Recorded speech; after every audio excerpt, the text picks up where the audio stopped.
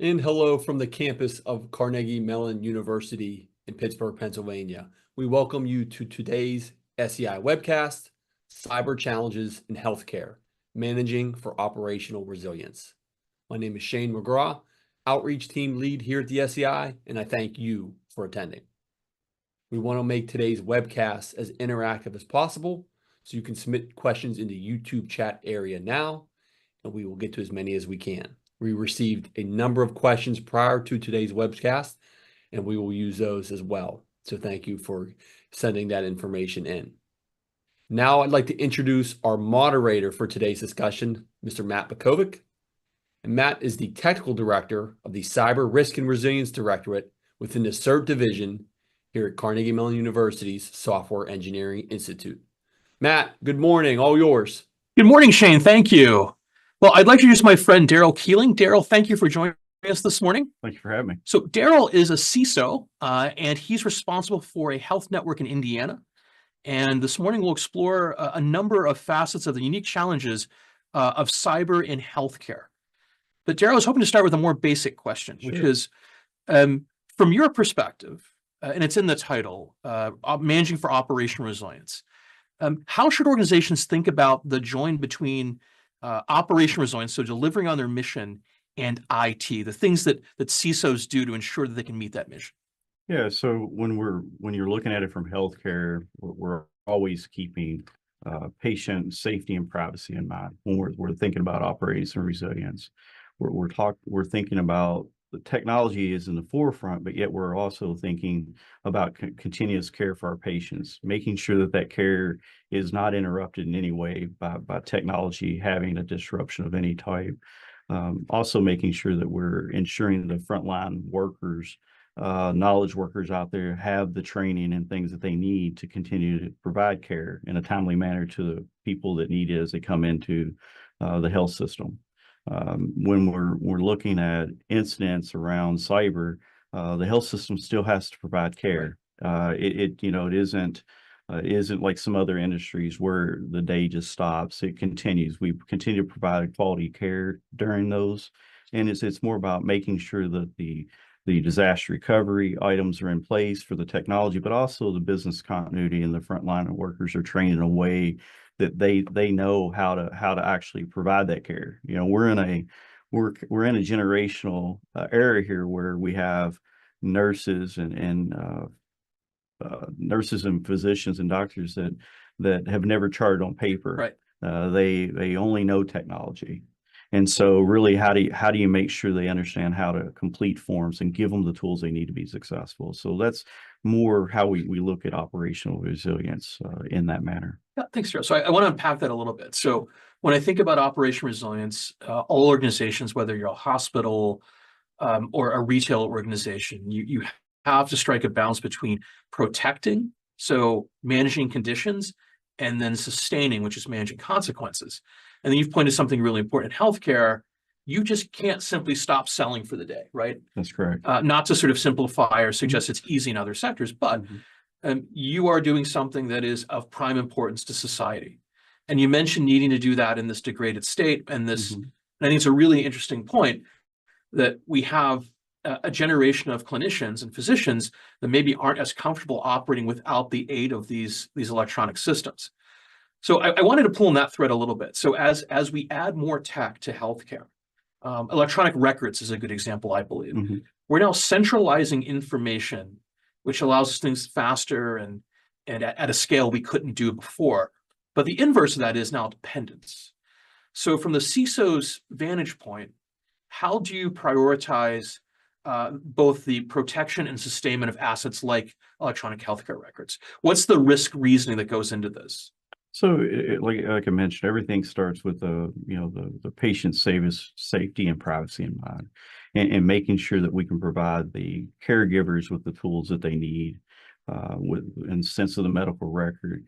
And when we're thinking about these incidents that have recently occurred, we're also thinking about, okay, if our technology is down, and what we've seen across the U.S. with healthcare, with ransomware and things, is now that we're investing in other systems outside of the traditional medical record to give longitudinal data information on the patient in another system that maybe they can access through other means.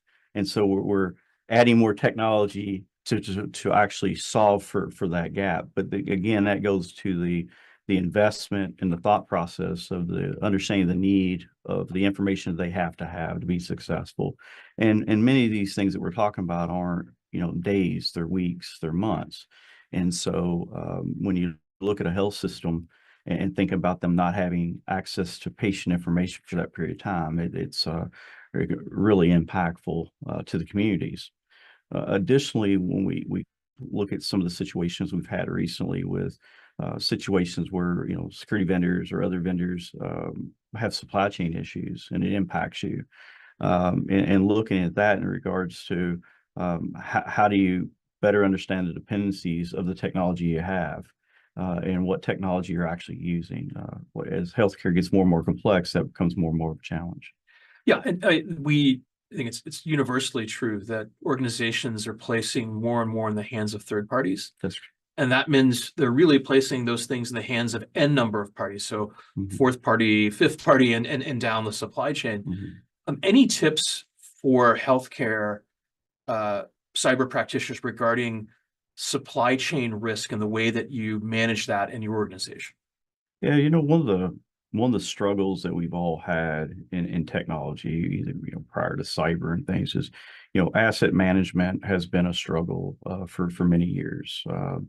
You ask somebody how well you're covered, and they'll give you a percentage, and you ask them, how many widgets do you have, and they don't know how many widgets you have. That is becoming more and more important. Where I lean into that with the supply chain is that in some of the recent situations that health systems have had, is that they're using certain services from a vendor, and then they find out that one of the vendors they use actually uses one of their same vendors. It is a fourth vendor, it is a fourth party. And then, you come back up, the fourth party is still down. The piece in that is really now the importance of understanding that dependency of those systems. And so if you get closer to the front lines, the less people understand what dependencies they have on other technologies. So what we're doing in healthcare is really getting closer to the frontline workers and doing exercises and training and documenting things to say, in the absence of this component, what would you do? Would it be paper? Is there another system? Those type things. And it's become more and more critical to do that, because some of the recent events drew out some things that we don't really know what big company bought what other big company. Exactly. And so some of these companies were almost all of our things in one basket, I guess, is if you want, which causes more risk in supply chain. So it's concentrations of risk and understanding that, and sort of peeling back the layers of the onion to understand where these maybe less intuitive connections are occurring. That makes a lot of sense to me. You said something else that I want to explore. You mentioned training and exercises. We here at the SEI and its the CERT division, we're proponents of tabletop exercises. I've conducted tabletop exercises for healthcare organizations. I wanted your thoughts on the role of the tabletop exercise, where it fits in the overall scheme of evaluating your capabilities and then striving to do better. Yeah. So tabletop exercises, traditionally in healthcare were more tactical. IT groups would get together and they would talk through different things. Now more of the tabletops are getting closer to the executives and the front lines, kind of filling that gap of them recognizing that certain things won't be available, and recognizing the shock on their face when you say, well, if we have an incident and I need to take this item down, it isn't just for the one hospital, it's for all of our system. And so if you have a system upstream that's diverting to the main health system, there's no diverting. So you have to determine how do you provide that care in that location. And so, the tabletop brings out a lot of different things. What's interesting, the first probably 2 or 3 tabletops you have with a group, it's a good conversation, but it really a lot of times it doesn't get anywhere. It brings out more conversation of more tabletops. You'll find that you have blind spots a lot of times of people thinking, well, Well, the phone system will be up. Well, the phone system is on the network. It may not be available. Well, we can use this. Well, no, the nurse call system also. You may use bells. You may use some other means to let each other know. So I think that's the eye-opening piece. And once you settle those nerves a bit, and recognize that regardless of what happens, you're going to provide the best care possible, then it becomes a very tangible thing to continue the exercises, and people really, really get invested in them, and they truly want to help make things better. Yeah, when people see themselves in the tabletop. Mhm. So I think and I want to ask you if you Yeah. agree. I think that realism and then having a credible cross-section of people in the TTX are two of the attributes that determine success or failure. Mhm. Was that generally conform Yeah. with your experience? Yeah, absolutely. And the other thing in healthcare too, that was brought up, like during COVID and other time periods, is you're bringing a lot of nurses, what we call travelers and things, in from other locations. They don't know your environment. And so when you're doing this training and talking about completing forms for operational resilience and all those things, they don't know your practices. And so you might have a third of a floor that are travelers and they're doing work, and they don't know your operation. So you have to figure out how you fill that gap, that you don't take these high expensive travelers and spend their time training them and they don't do the work that you brought them in for, really trying to find that balance. It's like bringing in a consultant and you spend the first 2 weeks trying to get them access, right? That never makes anybody happy. And so the traveler's the same concept, but you have to have them prepared as well. And the preparedness is not standard across health systems and how people prepare or do their functions. Yeah, I want to talk a little about preparedness and capacity. So in Pittsburgh, right, within 10 miles of where we're sitting right now, there are a dozen hospitals, right? Some of the finest healthcare providers in the world are located here. But we're also in Pittsburgh, we're on the edge of Appalachia. And I think folks forget that healthcare in a big city or a medium-sized city or the suburbs looks very different from a rural setting. And something you and I feel strongly about is ensuring that all citizens, that all people have access to reliable healthcare, no matter where they reside. So I wanted to get your thoughts on the challenges of rural and smaller healthcare organizations. I know this is something that you and I care a great deal about, and we've talked about in the past. Yeah. So when you're thinking about, if you just segment it between rural and big cities, we found in the recent pandemic, as you get further out in the rural areas, you don't have the access to healthcare in the same way, and you don't have the technologies either. So, if you want people to work remote, or you want them to be where the internet access wasn't there to any scalability, some of the service you can't offer in some of the rural areas. You're not going to have rural areas by the most state-of-the-art MRI machine and having their facility. People are to commute into the city for those type of services. So it really becomes a challenge from a demographic perspective, from that, of what's really available to them. And if you watch in healthcare, we're seeing a lot more rural health systems go bankrupt or close. And so what we're noticing is that where it used to be an average person would be willing to commute, 40 minutes to a health system to get specialty services done. Now, to get some common services done, they have to drive over an hour and something to get them. Right. And we're talking about an elderly population in many cases, and it takes the family member to do it. So we're seeing a lot more of the family members helping their parents go do things more than we've seen in years past, because they just can't get to these facilities. Yeah, I think this is really worth pausing to explore a little more. So the move to telemedicine, decentralized healthcare, all of these, I think, are noble goals. But when you have a population, the most vulnerable population, that may not have access to broadband, that may not be literate in any of these technology topics, you have to consider the consequences and the trade-offs when you're doing this. So from your perspective as a CISO and protecting this very fragile network, right? And we'll talk about another aspect of this that comes to mind in a second, but is there advice you'd give to folks that are in the trenches, for lack of a better term, in rural healthcare, when they think about this trade-off between tech and modernity and providing consistent clinical services? Mhm. Yeah, I mean, you can only protect what's in your scope, and what I mean by that is if with telehealth and telemedicine, you can't control the environment that the patient is actually calling in from and communicating with them. If they're sitting with their iPhone and they got half their family around them, or they decide to do it in Walmart in aisle 6. If that's how they want to do it, we want them to feel comfortable in how they're doing it. So some of those protections that we would have in place if they come inside of our health system, they really don't exist. And so as we extend further out and provide in-home care and these telehealth, some of it goes back on the education of the patients as well, the best that you can, and the technologies in which they choose to use, whether it's an Apple phone, an Android, or what have you, or the kid's Xbox, whatever it may be, right? You're at the mercy of that, and really making sure that you're protecting what you can. But additionally, in that is making sure that you can prove that you are protecting it. We in the world of data exchanging, going back and forth, where did it get lost at? My social security number looks the same at Walmart as it does in my health system. So who actually lost it? Where was it?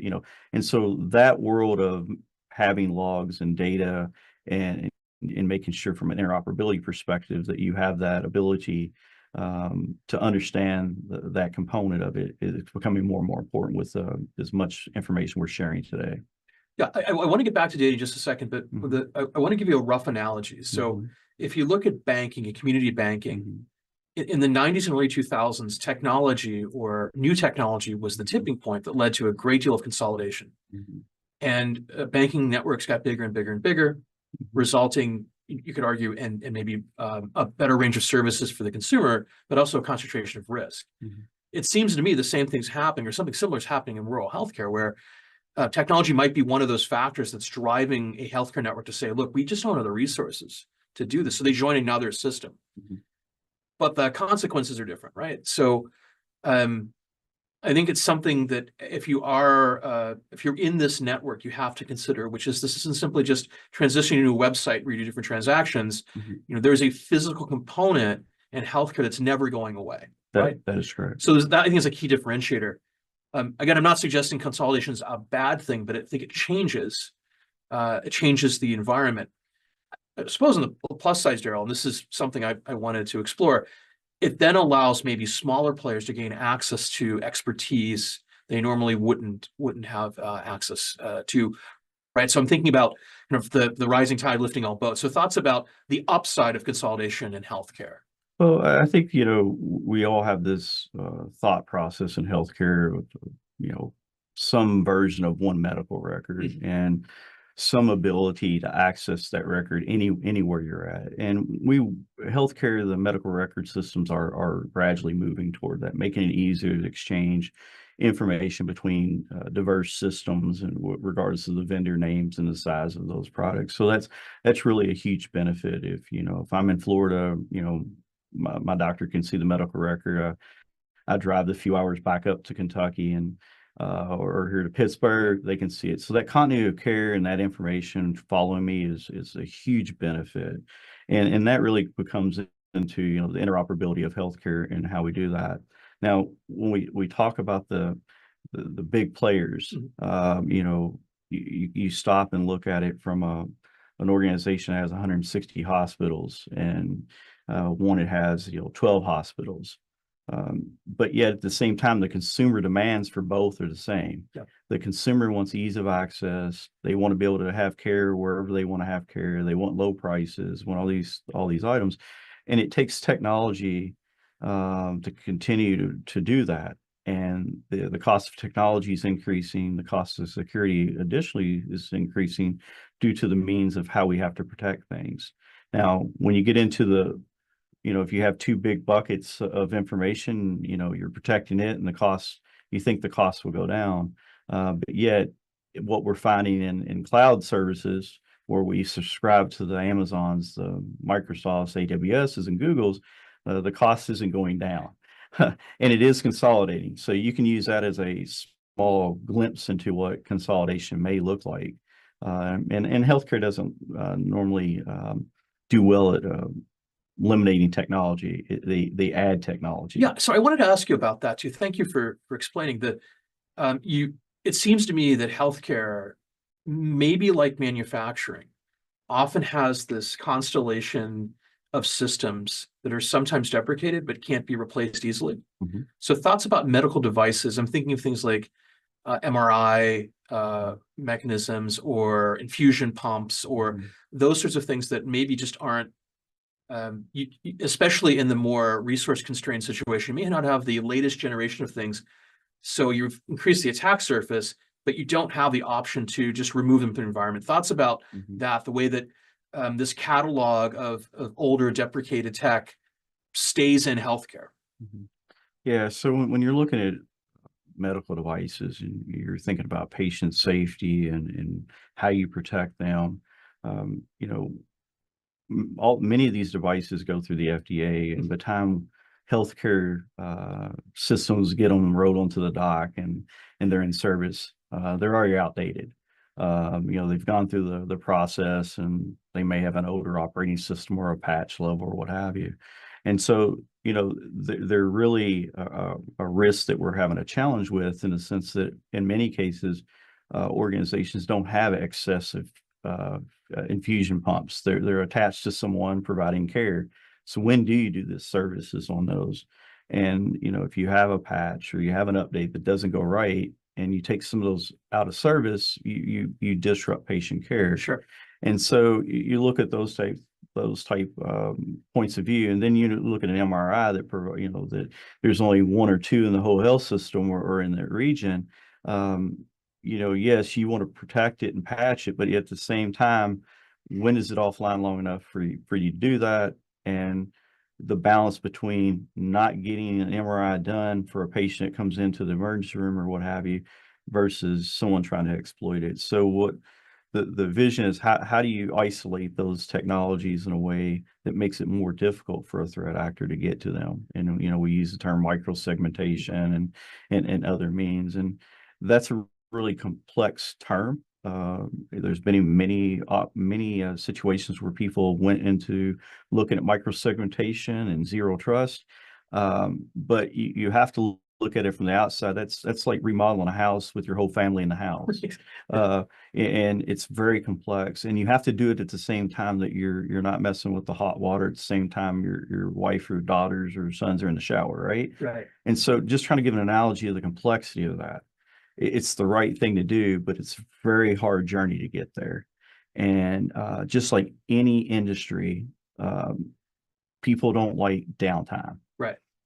So when do you make downtime in healthcare that's 24/7? Right. And your downtime, it seems to me, is just inherently different, which is, But yes, you know, if a flight is canceled, or I can't do a banking transaction, or I can't buy something online, that's one situation. But if I need acute medical care, and the answer is, well, sorry, we're patching, that's not acceptable, Yeah, right? that's So right. so it's a really interesting facet of that.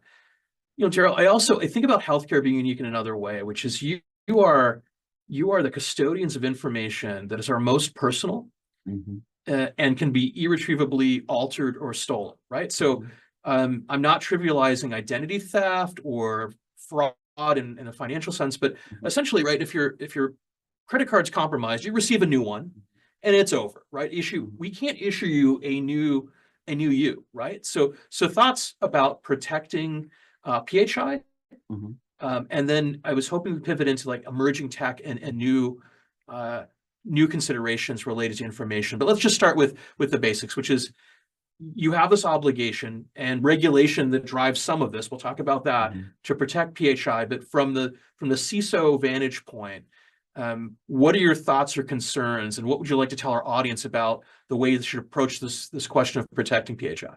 Yeah. So in healthcare, just like many other regulatory industries, we have all sorts of different frameworks and policies and all these different things to protect information the way we need to. However, many of those are interpreted differently. They're up for and different interpretations and how they're implemented and how they're governed, whether it be by the Office for Civil Rights or some of those governing bodies. And so it's really recommendation and what you're following. It isn't prescriptive. And so, you may go to 4 different hospitals and they're protecting in, 4 different ways. There's nothing to say you protect in this particular manner, right? It's one of those type situations that we have. When you look at it, as you mentioned, the credit card, we get a new credit card, somebody uses it, we get a call from Walmart, all those different things. So, as we get into the next generation of tech, it's going to become more complex, and we're going to be handling, in my personal opinions, the most sensitive information that we have, and that's around genomics, the makeup of you. And if you look at healthcare in the sense of how it's been impacted by ransomware, the idea that healthcare is sometimes 6 to 10 years behind in a lot of things it does. It's very conservative for a lot of great reasons. You want to dot your I's, cross your T's in healthcare. That's the culture within it. And so when you get into, hey, you're going to be storing, genomic information for research, you're going to have that information. It's really, as a head of security within a health system, is stepping back. How are you going to be able to do that differently to protect that patient's information and safety as you move forward? Additionally, we have complex situations where, quantum computing coming forward. We know that at some point our best encryption will be disrupted. Yeah, perhaps rendered obsolete in a surprising way. Yeah, all at once, right? So that's correct.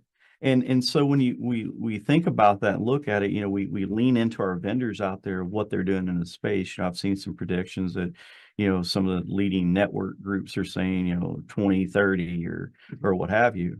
However, we know that it's coming, so we need to be thinking about what that looks like. The thought of a health system replenishing all of its systems to put in better encryption and it run on their technology, we won't be just micro-segmenting medical devices. We'll be micro-segmenting networking devices as well, because we won't be able to move that fast. And I think a lot of people would think that we're in the times of year 2000, the Y2K type mentality, right? It won't be the going around walking up to a computer to see what systems it's running, all those things. You need to prepare now of what systems you have, what encryption do you have, kind of start mapping those type things out now, so you're better prepared as that comes forward. Additionally, knowing that you're going to be storing some of the most sensitive data for people around the genomic aspect. Yeah, so many interesting elements of what you've just described there. So the genomic information is unique in a really special way. That's correct. It's also potentially dangerous in a really special way. That's correct. And I think it's important to remind folks that even if we put strong protections in place for health information, that doesn't guarantee the availability we discussed earlier in this conversation, right? So there's always this competing set of priorities around protecting information and then driving availability for clinical services. We haven't we've made it almost 30 minutes, Darrell, without talking about AI, but it's obligatory, right? Any discussion with the C's, it's free space and bingo. So is it sufficient to say that AI is among those things that's a challenge for you, that AI systems or components of AI and machine learning will make its way into healthcare, and the CISO has to anticipate this, perhaps without as robust a engineering framework for AI questions as we'd like. And I know there's very good work going on here at the SEI to give you some of those answers, but thoughts briefly about AI as another source of challenge or risk for it. Yeah, fortunately in the security arena, as I was sharing with you earlier at different times, is, we've been using artificial intelligence, machine learning, and security for several years. So it isn't new to us in that particular space. Now, as we lean into the health system, with natural language, processing and all the things that we're doing there, it really is coming to a point where it's a big conversation. And looking at the vast amounts of data the healthcare systems have accumulated over the years, and recognizing, how did you receive that data? Did you have it? Did you get it from consent? Did you get it from different avenues? And can you use it for the things that you believe you can use it for? Those are data governance questions that we start asking, and protecting information and privacy. And then you have the aspect is, who really needs to be able to run this kind of these kind of prompts against this kind of data to get certain information. Everything in healthcare is a need to know. Right. A nurse doesn't access a person's record without a need to know. And we have systems in place that monitor and look at that kind of access. Now, when you think about prompts, how do you analyze a prompt and what its original intent versus what it actually rendered, to someone.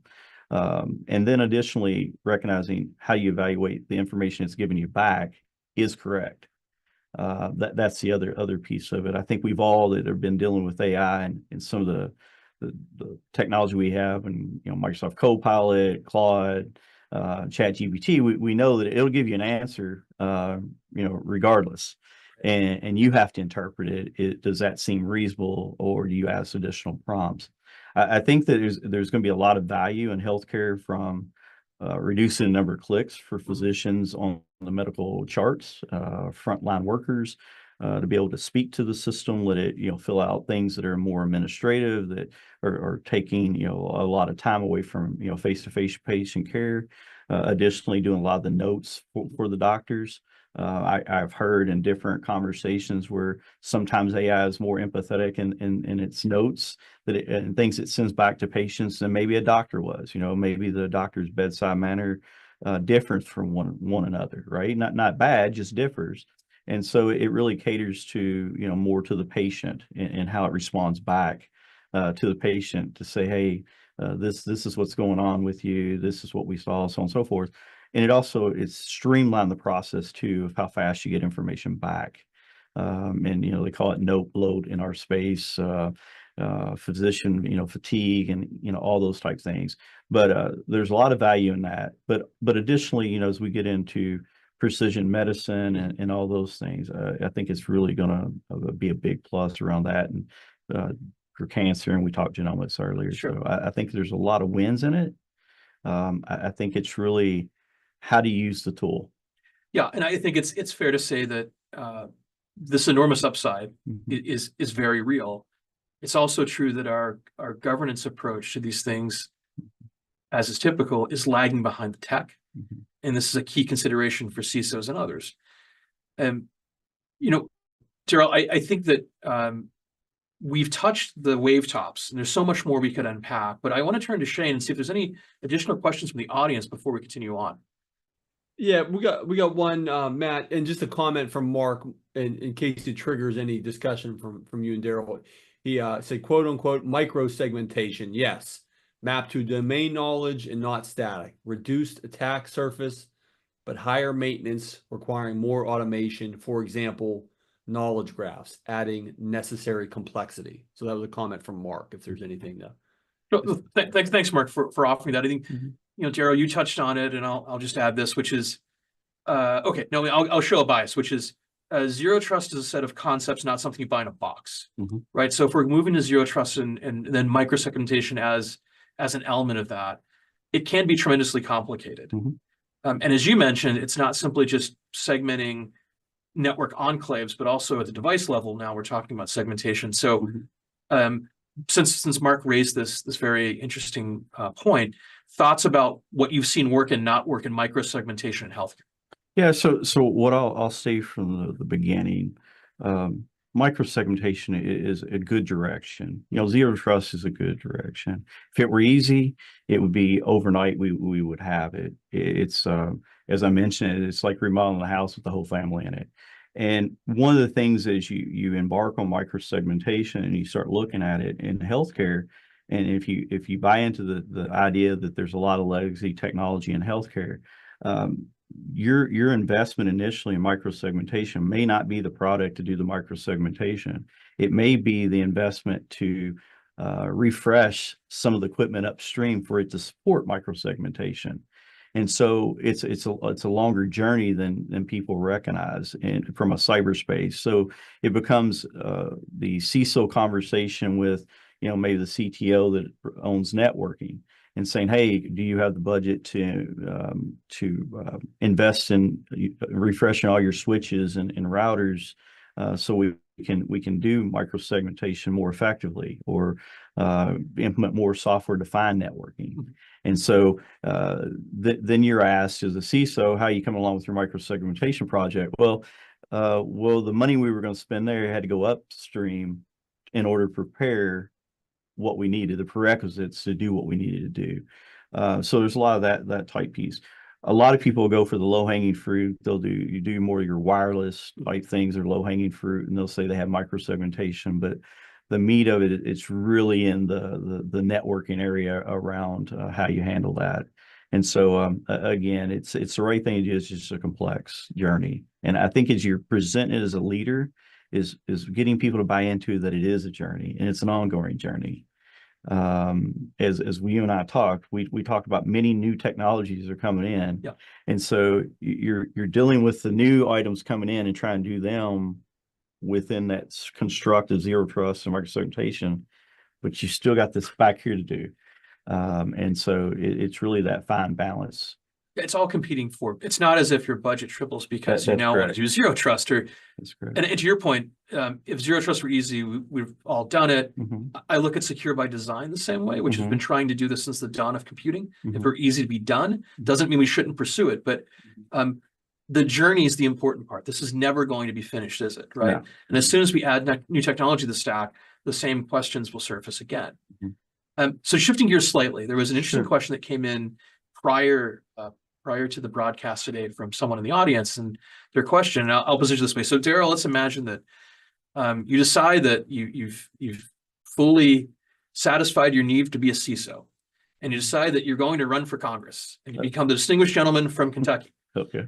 What are one or two things you want to see legislatively that would have a material positive impact in healthcare IT?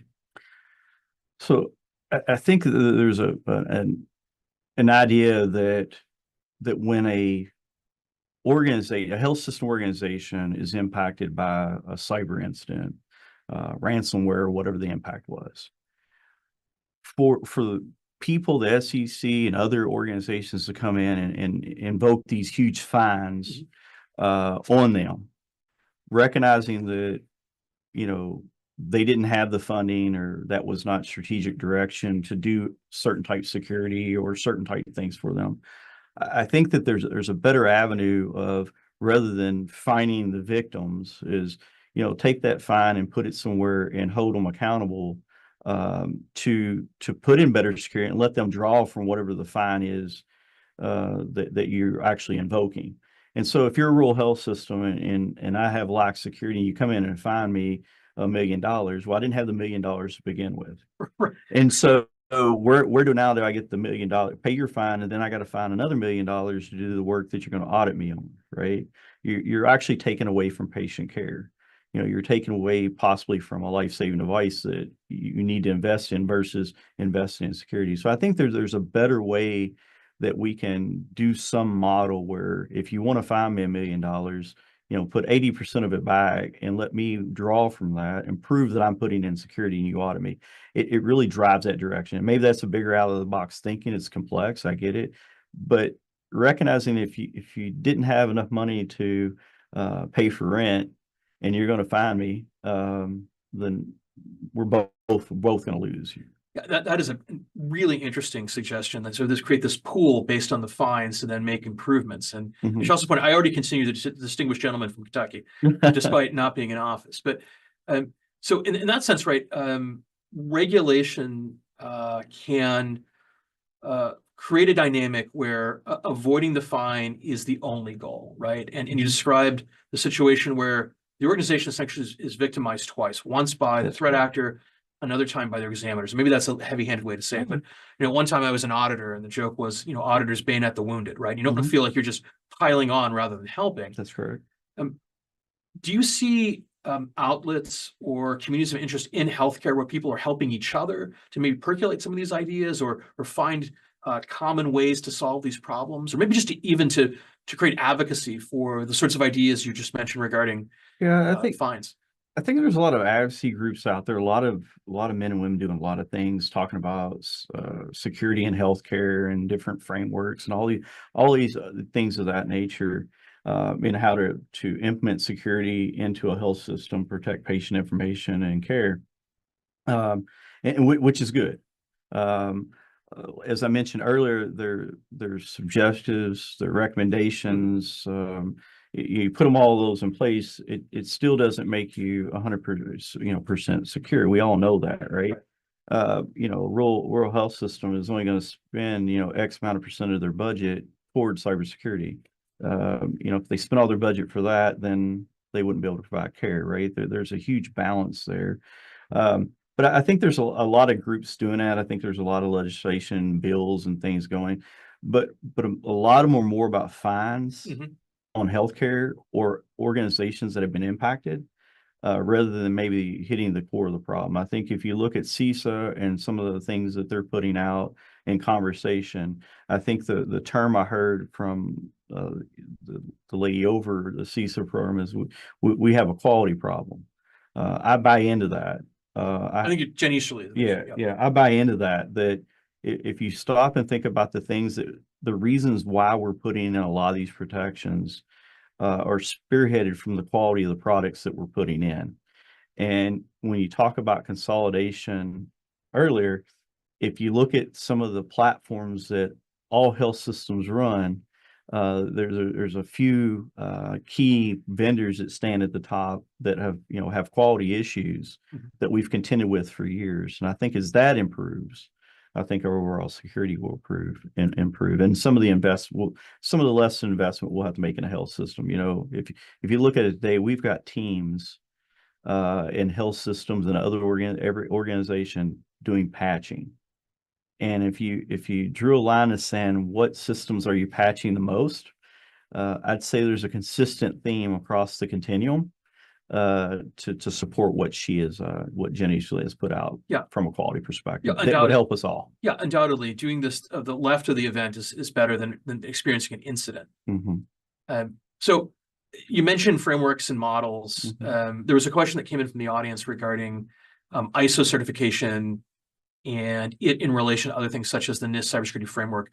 From your CISO chair, do you have a strong opinion about a specific framework or the best way to decide which set of standards or bodies of practice that you want to measure the organization against? Yeah, I think that the NIST framework that's been put in place and everyone that's buying into it to try to put as many controls aligned with that in place is a good starting point. I think if you really want to start maturing, you get into the ISO, becomes more prescriptive.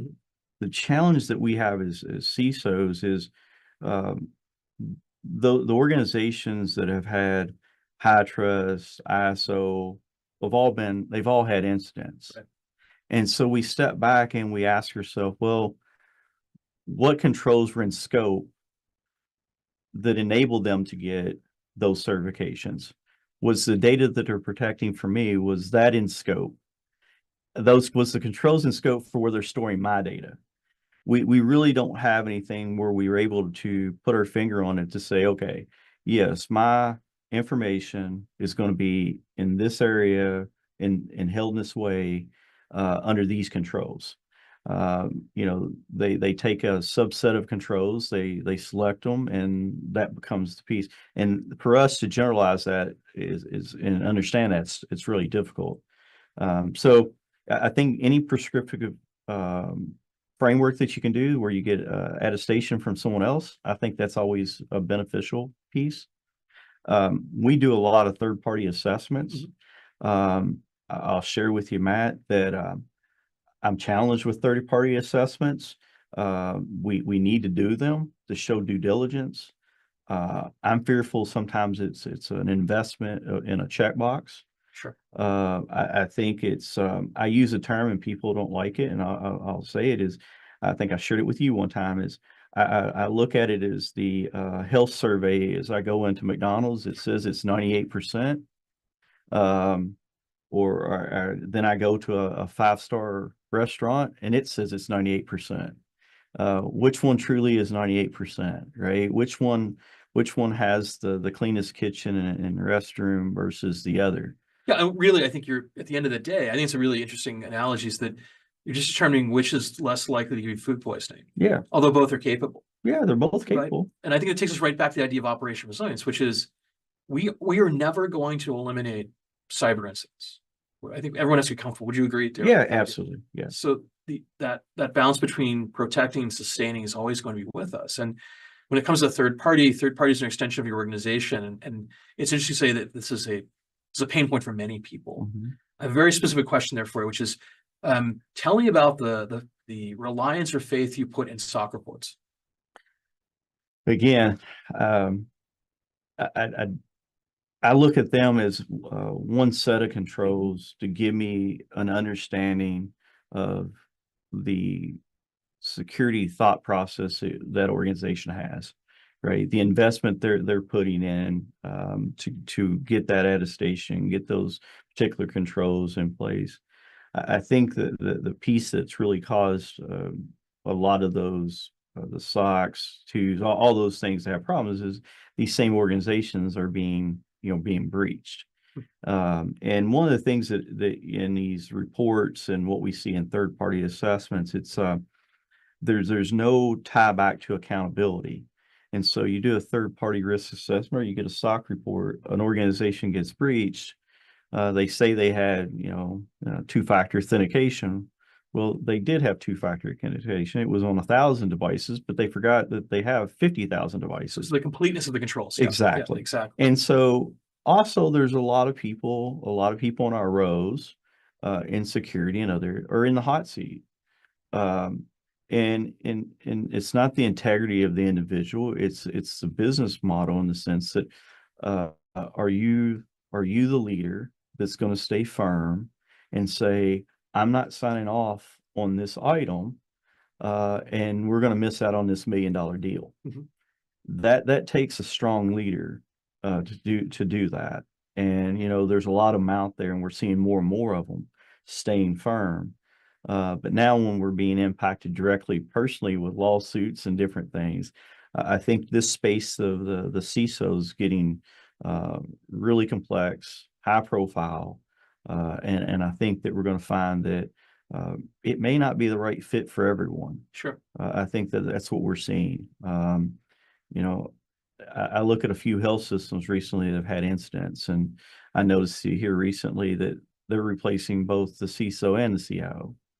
And so don't know if there's any coordinate, anything aligned there or not, but I think that's something we have to think about in this row. You've got to be able to stay firm and build that support chain with your direct leader or with legal and other ones, to make sure that you have the board support as well to give them the information for them to make business decisions. Yeah, I think there's a disturbing pattern where we're falling back into the bad old days of fire the CISO when there's an incident, Mm-hmm. right? And as you mentioned, CISOs have more personal liability than they've ever had. Mm-hmm. So I think that's certainly a cause for concern. But I'm really glad that we have leaders like you, Darrell, in that space that are willing to do the right thing even when it's hard, and to advocate for that mindset among CISOs.